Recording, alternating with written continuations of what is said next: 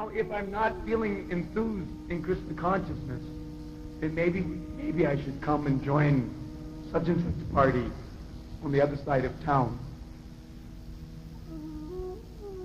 So I had to say to him, is there any reason why I shouldn't feel enthused in Krishna consciousness? Krishna is always accessible. My Guru is always accessible. The instructions of my spiritual master are always accessible. Krishna is all attractive. Krishna's Swarup Shakti is also all attractive, as Krishna is also all attractive. And as Shakti abates, my Guru is also all attractive. His instructions are all attractive. There's no reason why I shouldn't have everything at my disposal to be attractive to the lotus feet of Krishna. This ISKCON movement is complete. We should never neglect this point. We should never misunderstand under some illusion and bewilderment that we don't have all the facilities for complete perfection at the feet of Srila Prabhupada in this ISKCON movement. This ISKCON movement is complete because everything is here. If you want to have complete perfection, you can have it because Srila Prabhupada is dying to give us that.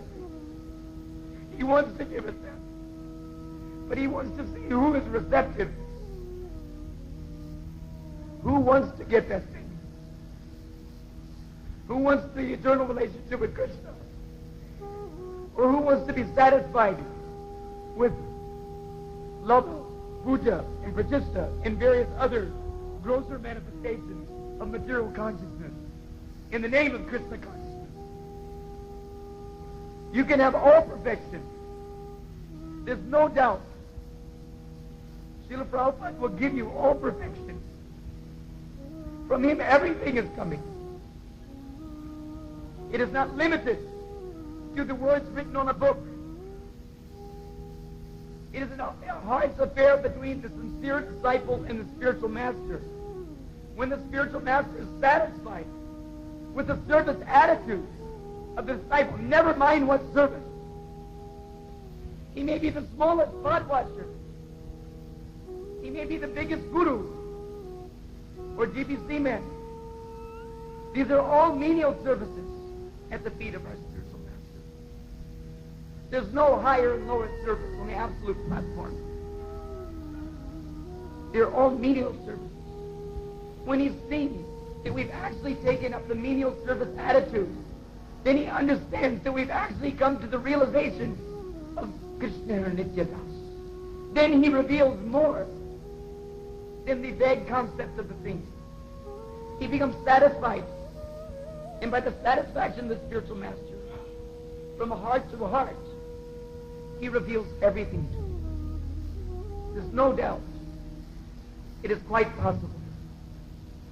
It's a question of the desire. By desire, we come into this material world. And by desire, we get out of the material world.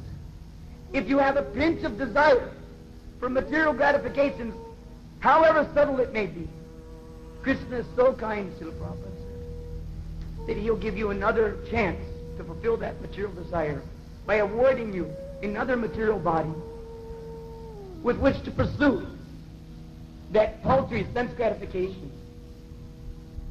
Krishna says that you value this pinch of material desire so much that you cannot give it up for someone as beautiful and wonderful as me.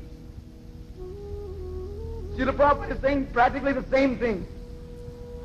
You cannot surrender this pinch of material desire to have an eternal relationship with me in the association of Krishna and his Nitya Parikar. You want that pinch of material desire so badly? He said, okay, so you can have it. I'm not so cheap that I give myself so easily. Just like the gopis. I'm not going to get too esoteric. Just like the gopis.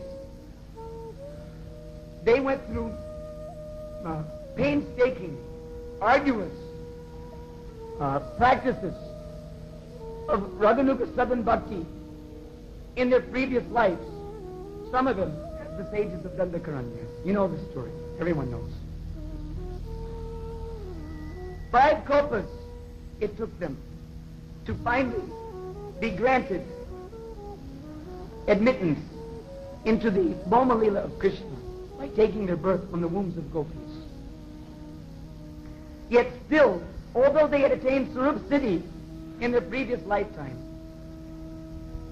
still not all of them had sufficient adhikar to enter into the Rasa Mandal and dance with Krishna in the Rasa dance. They did not have sufficient purvarag. You know what is purvarag? Purvarag means the anxiety, the anticipation, the hope, the intense greed to meet with Krishna, the intense desire to go to meet with Krishna.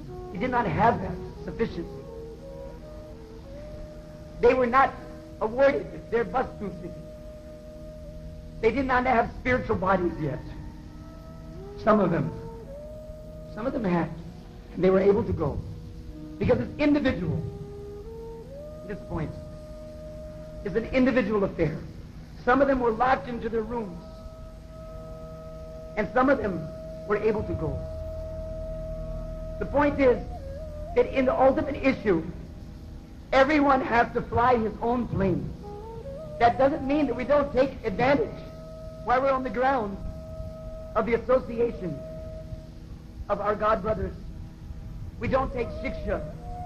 We don't take good advices, good instructions to help us to gather strength and to get direction in our cultivation of Krishna consciousness. But at the time of death, when we're flying in formation, no other plane can help you. You have to know how to fly your plane. It's not enough that we pan off, we pass the buck of responsibility to the rest of the society. The society will save us. But individually, we all have to become Krishna conscious. Individually, we all have to take the responsibility, and individually, we all have to be prepared for revolution. We have to be prepared to change. So, my only request is that the basic underlying gist of all of this. Please forgive me if I've taken too much time, or if I've said anything which appears to be against the siddhanta of our predecessor acharyas. But my only request is that it may be that we have to individually, but we can individually do it together. We require good association. It's not enough to blame the others for being bad association. Anyone can do that. Blaming the others for being bad association. Prabhupada is told that we cannot blame anyone except ourselves for our lack of advancement in Krishna consciousness. There's no excuse for not being advanced in Krishna consciousness. It is our duty to be advanced association for the benefit of others. So at least we should try for it to our utmost for the satisfaction of Srila Prabhupada. So let that be my yes.